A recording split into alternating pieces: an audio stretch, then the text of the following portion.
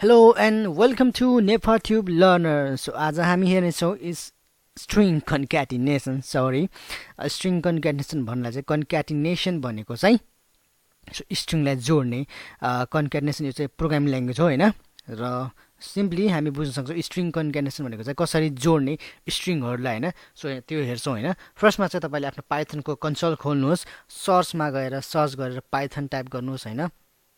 यता windows S गरे पनि मेरो विन्डोज 8 मा चाहिँ यसरी देखाउँछ र तपाईले चाहिँ पाइथन सिम्पली लेख्नु भयो भने चाहिँ आइडियल देखाउँछ र तपाईले चाहिँ यसरी कन्सोल पनि युज गर्न सक्नुहुन्छ र पछि गएर तपाईले चाहिँ हैन टेक्स्ट एडिटर हामी युज गर्नेछौँ जसले गर्दा चाहिँ तपाईलाई चाहिँ कोड गर्न एकदमै सजिलो हुनेछ त्यो चाहिँ पछि हेर्नेछौँ अहिले चाहिँ हामी सिम्पली बेसिक कुराहरु चाहिँ एकदमै बिगनर लेभलका कुराहरु चाहिँ हेरिरहेछौँ सो हामीलाई त्यो चाहिँ त्यति आवश्यक छैन जस्तो लागिरहेछ मलाई हैन सो एक दुई दिनपछि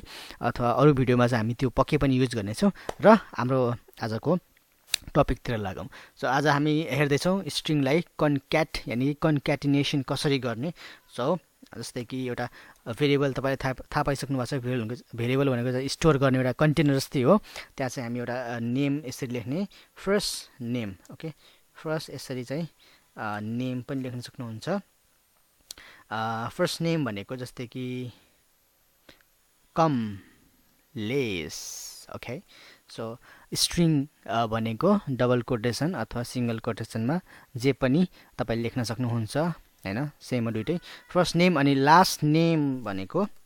सो भेरिएबल नेममा जस्तो तपाईले जसरी पनि लेख्न सक्नुहुन्छ भेरिएबल नेम हैन जसरी पनि डिक्लेयर गर्न सक्नुहुन्छ सो लास्ट नेम कमलेस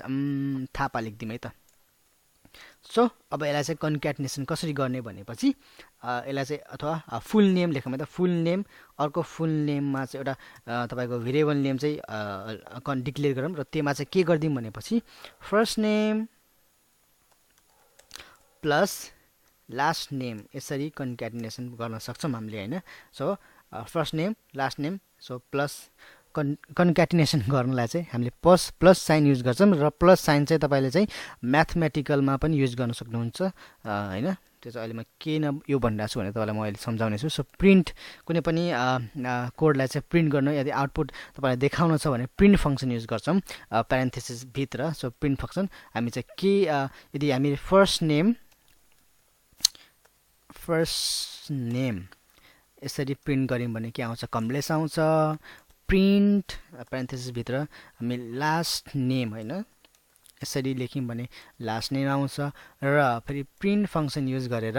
हाम्रो फुल नेम हामीले लेख्यौं भने चाहिँ फुल नेम कमलेस थापा आउँछ ओके यो भयो जोड्ने अथवा हामी डाइरेक्ट पनि यसरी युज गर्न सक्छौं जस्तै कि कमलेस प्लस अथवा एकछिन है फर्स्ट नेम यसरी फर्स्ट हैन फर्स्ट नेम प्लस कन्क्याटिनेसन कसरी गर्ने प्लस गरेर गर्ने अनि लास्ट नेम सो यसरी पनि कमलेस थापा आउँछ ओके र अर्को कुरा जस्तै कि प्रिन्ट कुनै पनि एज जस्तै कि ल फर्स्ट नेम भनेको के हो एउटा स्ट्रिङ हो हैन त स्ट्रिङ हो किन भन्नुस् त किनभने डबल कोटेसन भित्र छ अनि प्लस हामीले चाहिँ नम्बर यानी कि इन्टिजर युज गर्दियौं भने के हुन्छ हेर्नु can only concatenate string not integer so कुनै पनि